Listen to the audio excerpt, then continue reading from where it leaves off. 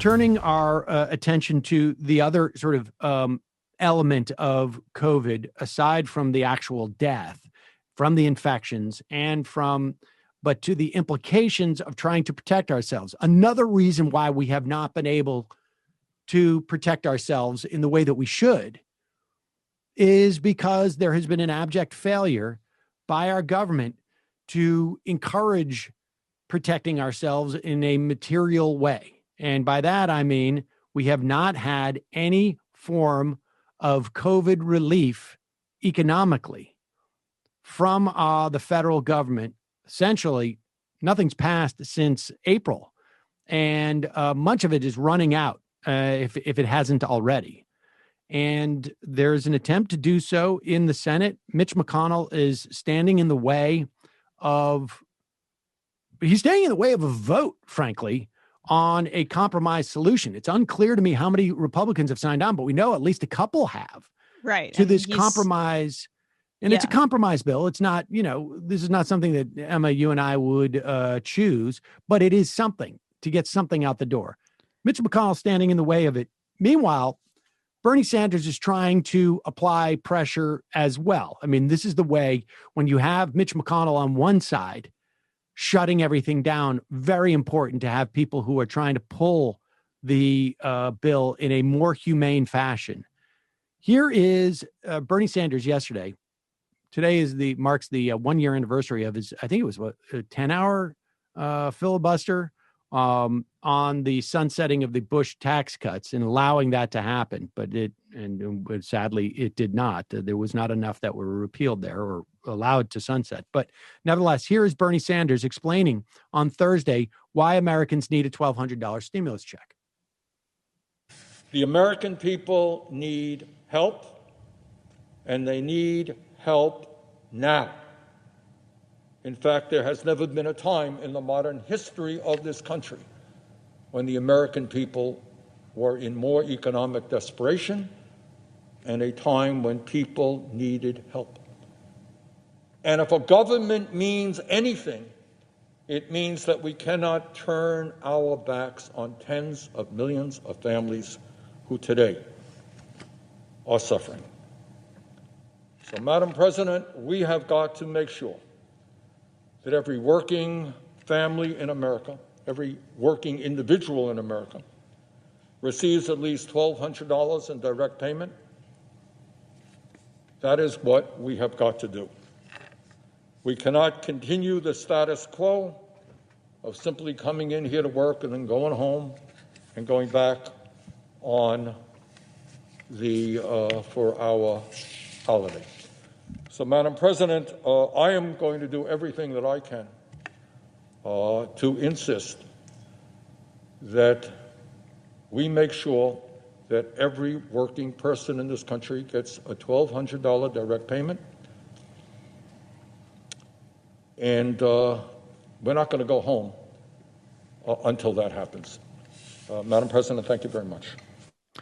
So there's Bernie Sanders arguing essentially that we need that $1,200 stimulus. That was part of also in the HEROES Act, if I remember correctly. It was obviously it was in the CARES Act, but it's also in the HEROES Act that the House Democrats passed over the summer.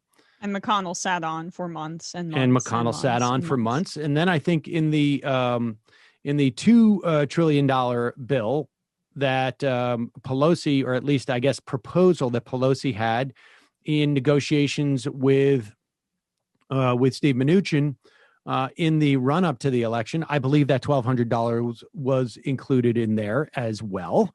And so this is a clip from Wednesday. And when you talk about the forces, I mean, here is the problem, right? The problem is that the stock market is up. People who can work from home, people who have jobs like ours, we're working, we're okay, right? I mean, We're not necessarily. However, the flip side of that is that you have a huge spike in shoplifting of food. You have cars lined up from Massachusetts to Texas and to LA lined up to get food because people are unable to feed themselves and their families. 1.4 million Americans filing for unemployment last week. Over 19 million officially on unemployment. It's going to be higher because not everybody who's unemployed is filing for unemployment insurance. And they can pass a $300 federal bonus on your unemployment insurance. But if your unemployment insurance runs out December 26th, like it's going to for 12 million Americans, that's not going to get you anything. And so the problem is that there is a huge cohort of people in this country who are just fine. And they are, in many respects, controlling the narrative. And you see people like Bernie Sanders and Katie Porter going out there and saying, this isn't stimulus. This isn't to get the economy going. This is emergency relief for people so they can actually like function and live their lives and eat or stay in their homes, et cetera, et cetera. But it also would stimulate. I mean, the reason that Josh Hawley, who wants to run for president, the Republican senator, is working on this with Bernie Sanders is because not only would it provide relief for people, it would stimulate the economy, and also it's wildly popular. We saw that Trump got a bit of a boost from this. So Hawley wants to run in 2024. He signed on with Bernie here. And yet, because the Democrats don't have any sense of politics, they could have neutered the Hawley claiming of this idea in the Senate, right? That the Republicans, one Republican, one Democrat signing on to this. If the Democrats in unison said stimulus checks, but they don't want to do it. They want to keep it as vague as possible so Biden can claim victory regardless of what's in the bill. Right. I think that's a big element as well. But yes, I agree. It will stimulate the economy. But the primary issue right now is really just getting people relief. But yes, of course, more money in the economy is definitely going to help. Here is an exchange from Wednesday, just to give you a sense of how much that impulse to not provide too much for people, because what if you overshoot and provide too much? How that plays out. This is an exchange between Stephanie Ruhle from MSNBC and Bernie Sanders. Let's play this clip. Of the United States Democratic senators on board. The question now is whether or not Mitch McConnell is going to turn his back, as your report just indicated, on the incredible suffering that the American people, the working people, are now experiencing. Unemployment high. We have a record level of hunger in America. Millions of people are facing evictions. This is an emergency. Congress has got to respond aggressively to help working families. You know, Stephanie, I always get a kick. Here in Washington, when we go to war, there's endless amounts of money. Tax breaks for billionaires, endless amounts of money. Corporate welfare, endless amounts of money. When children are going hungry in America today, suddenly we don't have enough money. That's crap. That's wrong. And if we have got to stay here throughout Christmas, which is the last thing in the world that I would want to do, we are going to stay here because we are going to make sure that struggling working families in this country get the help they desperately need. Senator, I'm not agreeing with you fundamentally, but I want to talk to you practically. You've been the lead sponsor of 422 bills during your 30 years in Congress, but only 7 of them have become law. One second. Given that record and how... Pause it for 1 second. I think she meant to say, I'm agreeing with you fundamentally, right. Not, I'm not going to agree with you fundamentally. But let's go back. And I should also tell you that, to have a graphic up for this, it didn't matter what Bernie Sanders was going to say here. Mm-hmm. And this is pretty stunning. Go back. The help they desperately need. Senator, I'm not agreeing with you fundamentally, but I want to talk to you practically. You've been the lead sponsor of 422 bills during your 30 years in Congress, but only 7 of them have become law. Given that record and how dire things are, as you just laid out, do you need to find another lane or take a different approach here? I don't think that's the issue, Stephanie. I mean, you can ask me how many other senators have passed significant legislation in recent years. Question is, you could name post offices and so forth and so on. Some of the legislation that I've worked on, the veterans bill, for example, has been very significant in passing. But the issue right now is the United States Congress going to stand up for working people or not?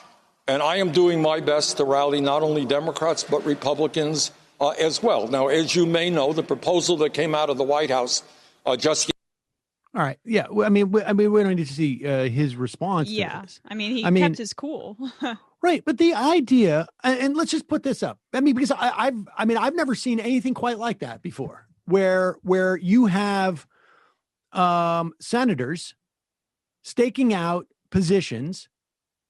Obviously, I mean, I don't know if it's, I mean, I don't know how to even measure what he's proposing as being impractical. The entire Democratic caucus has been proposing this. He is demanding that it happens. It certainly is going to put pressure on Mitch McConnell, who is killing anything that existed. I mean, as a practical matter, this might be. I wouldn't be terribly surprised if he wasn't doing this with the encouragement of the Democratic leadership, so that they can sit at the table and say, like, hey, we've got someone on our left flank too. I mean, this is just, it's bizarre, but just as a practical matter, we prepared for this clip. That's why we have this graphic ready. Put it up. Sanders with the primary responsibility, those bills, very few bills are ever enacted anyways. Here, the list of those 7 ones. Like you said, that the VA one, probably the biggest one. Let's move on. Let's see what the next graphic we have here. Here's Nancy Pelosi's record. 7 bills that were enacted. Now, as a primary sponsor. I mean, look, this is it's a silly thing to even bring up, never mind in this context. And it shows you, if there is that level, if there is this, I mean, I don't even know in what context this is impractical. Is it impractical because the Republicans won't do it? Or is it impractical because we don't have the money for it? Well, he has a Republican signing on with him. This is the exact kind of bipartisanship. Josh Hawley is doing this with Bernie Sanders that usually cable anchors would be praising. But because it's Bernie Sanders, they have that graphic teed up there. And by the way, Stephanie is the anchor who talked about how she was offended by Biden's comments saying that this is Scranton versus Park Avenue, right? Saying, why aren't the wealthy represented in the Biden administration? So I don't think she actually fundamentally agrees with Bernie Sanders' proposal here. I think this is kind of her perspective. So let's be open about that when talking about the framing here. And also, Bernie Sanders has been known throughout his career. What was it? The Rolling Stone article about how he's the amendment king. Bernie has in the past tweaked massive parts of legislation to put little things in there to help working people. And yet that never gets the credit. And exactly there, right? Like, it's this circular conversation because Bernie Sanders was already disliked. So look, he never gets anything done. And here we go. It's not even so much about, I mean, I think the, to frame it in the point of like Bernie Sanders is disliked, I think really what is even more relevant, and this is maybe what you're getting at, is that his issue set is disdained. Right. It's not that, maybe they dislike him personally or whatever, who knows, who cares? But the bottom line is that he's out there insisting on this demand, which of course is not, it's not anything new. I mean, we have we've had Democrats propose this throughout the entire crisis. It is clearly needed by the American public.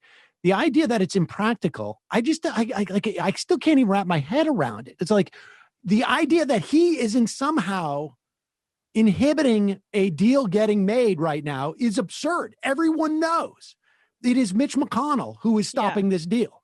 And to the extent that Mitch McConnell can be forced to the table, having someone to the left of where the negotiations are certainly helps it. That is actually one of the most practical things you could possibly be doing. Absolutely. But it's all about passing legislation irrespective of what's in it. I mean, and that's like the kind of culture that really sucks in media. But even if that's your assessment, that's what you want to do, having Bernie Sanders doing that at this time makes it much more likely that you're going to get that compromise, especially when he's teamed up with a Republican. Of course, it's pretty.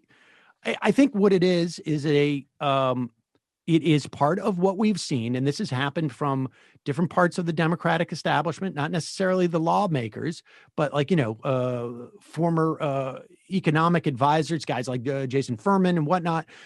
What you really don't want to do is you don't want to overshoot and give too much to people. I mean, to the extent that, if we're going to err, we'll err on the side of being skimpy, because that suffering will be localized into, or I should say, will be contained within people in the lower 50% of the income distribution. And so that's not going to affect the economy. Right. I mean, that's basically the story that we're being told here. And that is the story that comes out of finance. But hopefully it will, Sanders will draw more attention to this and create more pressure on Mitch McConnell, who's got to worry about what's happening in Georgia. If you've got a Democrat out there saying, hey, Mitch McConnell is in the way of this, why don't we have those $1,200 checks? Look to Mitch McConnell right now. Then maybe things will go the right way in Georgia.